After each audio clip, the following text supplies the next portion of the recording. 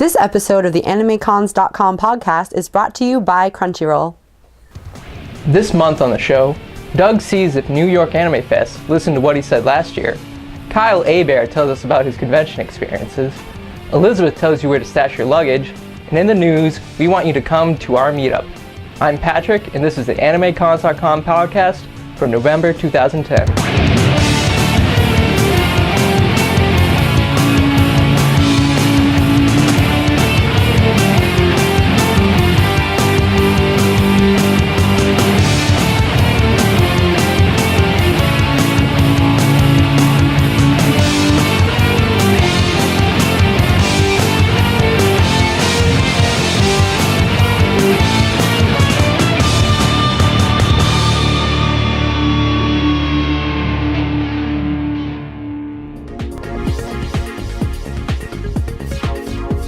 Here are this month's announcements from anime conventions. ShadoCon has announced the addition of popular voice actor Vic Mignogna to their guest list. KuroKiiro Festival in Pittsburgh, Pennsylvania has announced that Stephanie Nodelny and Uncle Yo will be guests. Also in Pennsylvania, Zenkaikon has announced its first webcomic guests for 2011 convention. Kevin Bulk and Sarah Martinez, along with Onezumi and Harknell. Naka-Kon has announced their first 5 guests for 2011. Clarine Harp, Brina Palencia, Patrick Seitz, J. Michael Tatum, and Gavin Guska. Hawaii's own Kawaii-Kon has announced Jonathan Tarbox and Scott McNeil as guests. Finally, we'll be holding a meetup at Anime USA this month. The time and location will be posted in our forums. For more announcements and updates from conventions, visit us at AnimeCons.com. So earlier in October, I went to New York Comic Con, which had the track of New York Anime Fest. The two events have merged. Last year, I went to the last time it was just New York Anime Fest. And you could tell that in 3 years, they really hadn't learned anything. I mentioned that a lot in my report. And now I have to say, unfortunately, I think they've taken a step backwards. New York Anime Fest is really second banana to New York Comic Con. It's not a very good event. A lot of what are the problems that came up were crowds. New York Comic Con is a huge draw. I mean, even my own reasons for going to the event were more about checking out events related to New York Comic Con than New York Anime Fest. And because of the size of the event, there was just tons of people Saturday and Sunday just cramming the convention center space. And unfortunately, one of the problems with that was that there wasn't enough programming. There were some cool panels. I went to Anime and Academia, which was a neat panel. I got to see the US premiere of the Gundam 00 movie, which was really good. But there was also a lot of issues just with, okay, what do we do now? I've walked through the huge exhibition hall 10 times and I've spent all the money I have. So I'd like to see Reed Expo, who runs the convention, take a step back. They should probably cap attendance a bit more.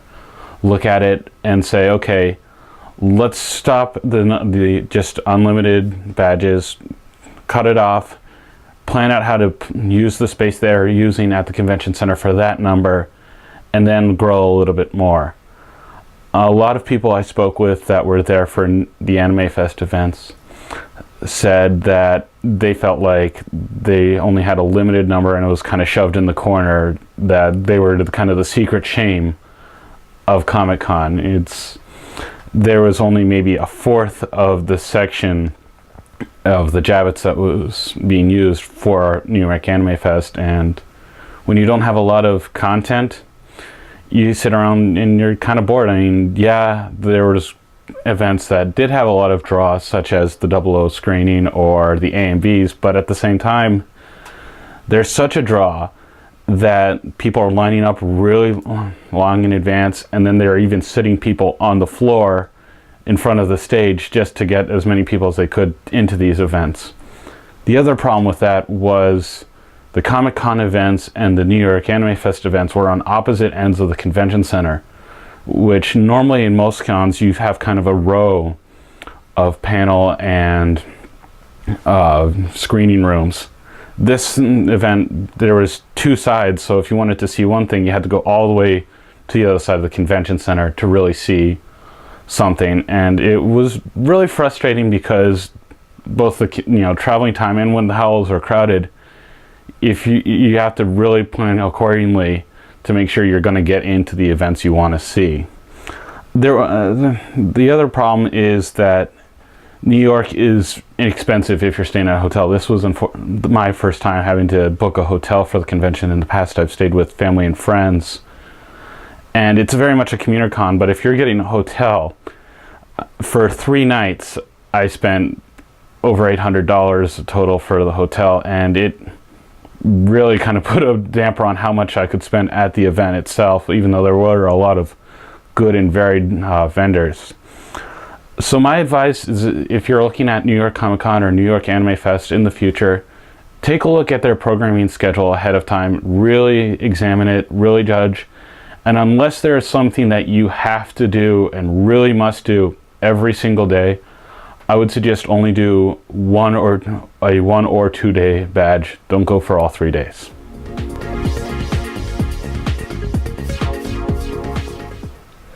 So I recently sat down with Kyle Hebert, voice actor who's made over 100 guest appearances, and we've asked him some questions about appearing at conventions.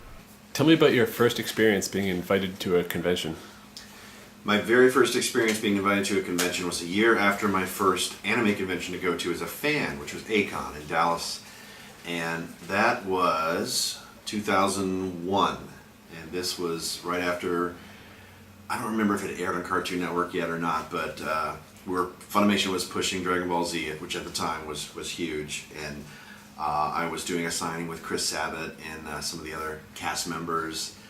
And that was pretty wild, because not only was I a part of a show that I was a fan of from years previous, I was getting to attend the con as industry, as opposed to, the year before I had gone to ACON and I talked to Tiffany Grant and Brett Weaver from ADV. And it's like, I want to do what you guys are doing. And the next year, suddenly I was doing what they were doing. And then there I was at con, and yeah, it was just wild to see the people line up, and they wanted the autographs and all that. It's like, I keep pinching myself to this day, honestly, that I get to do something I've always wanted to do since childhood, and to see the cosplayers, dressed up as Great Saiyaman and even just anything. And then of course you see the first male Sailor Moon Scout. It's like, you get your first eyeful of the eccentricities of the fandom, let's say. But yeah, it was wild, it was amazing, and it just made me immediately fall in love with the awesome community of fans and the conventions and everything. And I've been huge on getting to come to these conventions ever since then. Now, you've started doing a radio show at the conventions, reading off an old radio play. Now, how did that idea come about? The idea for anime radio was actually the genesis of two different sources. I would see cartoon voice actors at San Diego Comic-Con performing old-time radio scripts. And then at ACON, my good friend Amy Fraga used to do a cold read script, and would have all the voice actors come together and do that. And I kind of fused the idea together. It's like, all right, we're going to take an old-time radio script, and we're going to get all the anime voice actors that are a guest at that convention that want to do it, obviously, and then throw them into the mix and just let them improvise or stick to the script. And then the panel's kind of evolved. I've been occasionally, I've had people from the audience or other fellow guests, be the sound effects guy, be the Foley artist. And then now, for example, later today, I'll be firing off sound effects that were pre-gathered off a CD and play them off the laptop to add that element of fun to it. And it's always been probably the most popular kind of panel I've done, because the actors are always gushing at the end. It's like, that was so much fun, we never get to do this. And it's true, because in anime and in video games, you're confined by this little vacuum. You're in the booth and everything. Here we are all together, and we're all on the same page, everyone is like, okay, I've never seen this before. I'm just going to roll with the punches, and the fans love it, and I love that people are in the audience videotaping it, sticking it on YouTube, because each performance is unique. I'm taking a script of the Shadow this year to conventions. Last year, I think we did Flash Gordon, and I've tried some different ones at different cons. And the Shadow is just probably one of the more popular of the old-time radio shows. I'm having fun casting different actors and sometimes getting audience members in on the fun too. Now you've been to a lot of conventions over the years. Is there anything that you see done at any particular convention that you wish more conventions would do? There's some pretty tightly run ships out there across the country. Some of my favorite conventions that I just think are really on top of their game. Of course, I'm here at one of them, Anime Next. Another really standout experience for me has been with Anime Detour in Minneapolis, where I've been a guest every year. They've existed since 2004. And IndieK in Denver, Naka-Kon, has always been just pristine. I get to come to these things regardless of the size and get treated like a rock star. It's pretty awesome. I mean, it's not like I have an ego or anything. I'm very humble, and I pride myself on being humble.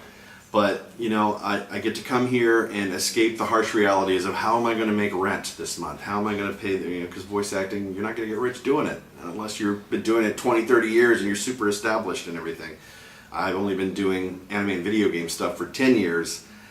That's a long time too, but it's like, wow, I've never been broker.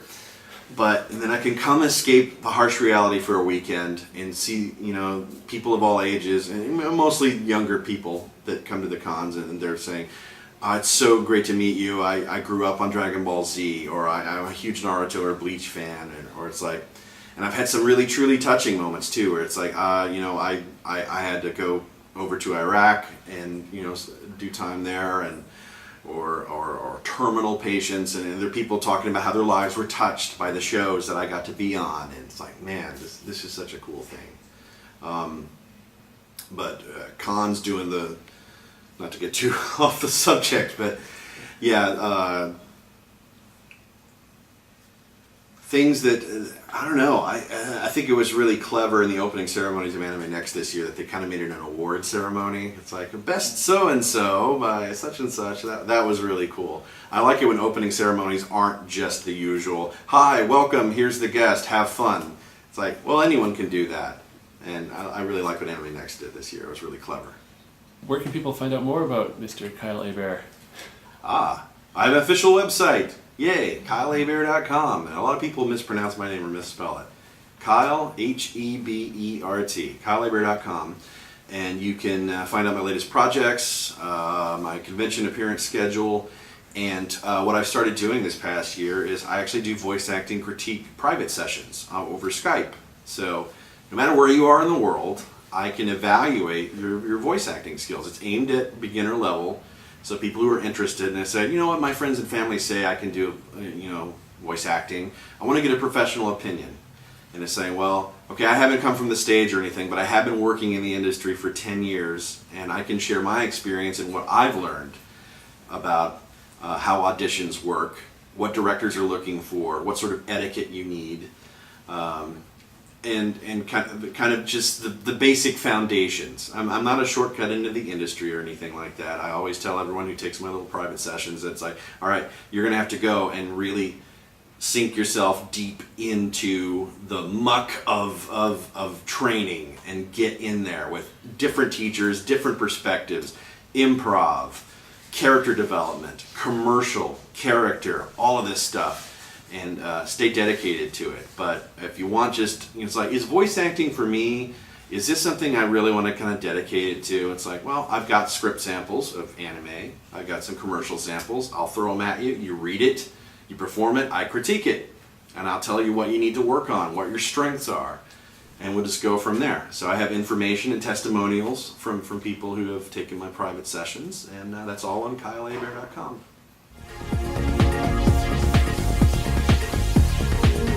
Are you running low on hard drive space, or maybe you're like me and you have way too many DVDs for your shelves? Or maybe you're still living with your parents and you don't want them to know what sort of Japanese cartoons you're watching all the time in your bedroom. Well, there's an easy solution. Stream your anime from Crunchyroll. We're proud to have Crunchyroll as a new sponsor. They have over 250 anime and drama titles, thousands of episodes, and they're all properly and legally licensed to support the creators. All shows are English subbed or dubbed. They have same-day access to many anime titles currently airing in Japan. And if you're a member, you can get high-definition 720p on select titles and DVD quality 480p on most other titles. And if you're a member, no ads, except for the occasional homepage sponsorship. There's nothing in the episode or on the site. And you can access all titles immediately. Normal users may be subject to restricted release schedules, but if you're a member, you get it right there. And you can stream all your shows from your iPhone, your iPod Touch, or the iPad with the Crunchyroll app. Or if you have a Boxee, there's an app for that. And for your 2-week free trial, go to crunchyroll.animecons.com. So this month's question comes from pretty much every forum we've gone to for every anime convention every year. See this all the time, so we're going to answer this for you guys. I will be arriving at the con Friday morning, but check-in isn't until 3 p.m. I won't have a car to leave my luggage in, and the con starts a lot earlier than 3 o'clock. Plus Sunday, checkout is at 12, but the con goes till about 6 p.m. Do I need to carry my bags around with me, or what else can I do if I don't have my hotel room yet? Okay, so there are a few options for this, and the main one you can do is hotels let you check your bags with them at the front desk. So just tell them when you arrive, say, you know, I can't check in yet, can I leave my bags here? And they will most definitely let you do that. A lot of times they give you a ticket that they'll attach to your bag, especially if there's a big convention going on. So you just leave your bags there and go off to the con and enjoy yourself until 3 o'clock when your room's ready. Same thing with Sunday.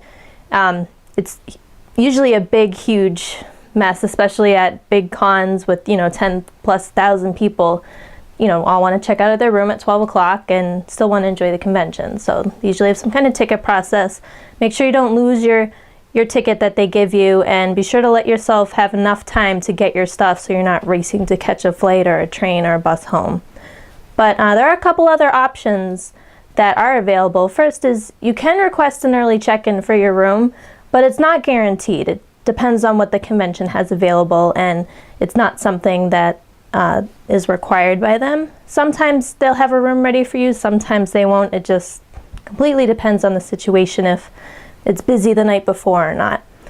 But another way to help you get a room early is joining a rewards program for a hotel. If you go to a lot of conventions, sometimes you don't always stay at the same hotel chain. I know I don't. It seems like every convention I go to, it's a different hotel chain, but I am signed up for each one's reward program, and there have been a couple situations where I've gone to check in, and I have some points built up, not a ton, but they see I'm a rewards program. They see I've been the past 2 years at this hotel for that convention, so they'll be like, oh, your room is ready, and then I'm all set to go once it was as early as 11 o'clock when I arrived. So that's definitely something you want to look into. But if you have to check your bags with the front desk, be sure to tip them when you get your bags back. Minimum of $2, and then $1 for each additional bag. So if you have 2 bags, you probably want to give them $2 or $3. To comment on this or on anything else, email us at podcast@animecons.com. If you want to send us a video, post it somewhere like YouTube and email us the link. Or leave us a voicemail up to 30 seconds long at 762-ADEQUATE. That's 762-233-7828.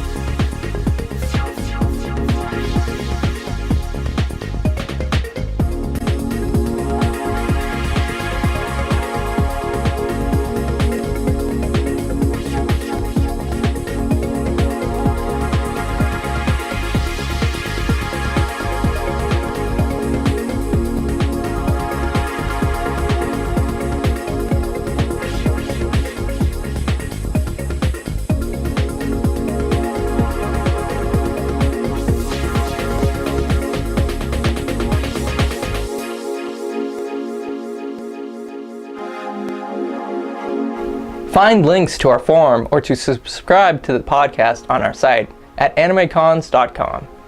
If you're at a convention and see something cool, call and leave us a voicemail at 762-ADEQUATE.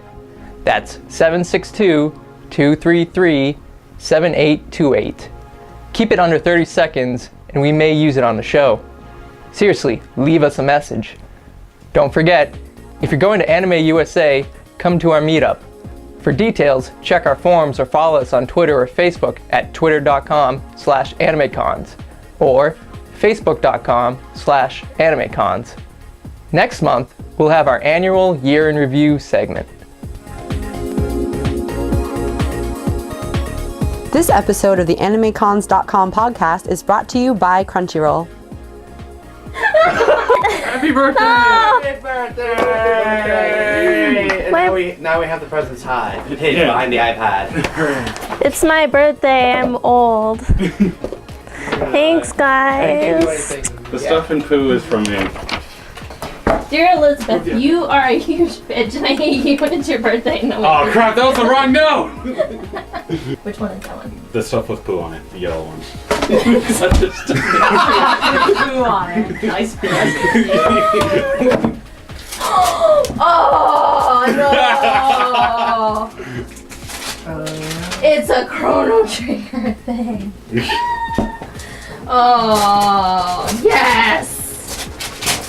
I'm gonna come home with these and my boyfriend's gonna be like, you're such a loser.